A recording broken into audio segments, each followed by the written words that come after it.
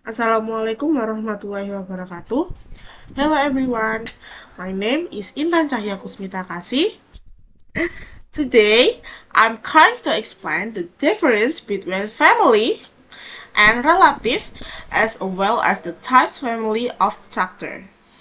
The main difference between family and relative lies in the scope and closeness of the relationships. Family usually refers to people you live with and have a close blood or legal connection to, such as your parents or siblings. On the other hand, relative includes all of your extended kin, like a cousin, uncles, aunts, and grandparents, even if they don't live with you. There are also two main types of families: nuclear families and extended families. A nuclear family consists of parents and their children living together in the same household.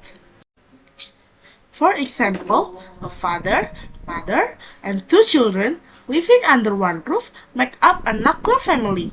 In contrast, an extended family includes additional members such as grandparents, uncles, aunts, or cousins who may live with the nuclear family or stay closely involved.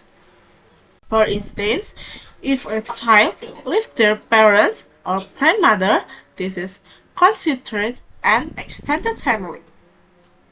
Understanding this difference helps us recognize the varieties of family structure in different cultures. So that's difference between family and relative. Simple, right? So thank you so much for watching. Bye bye.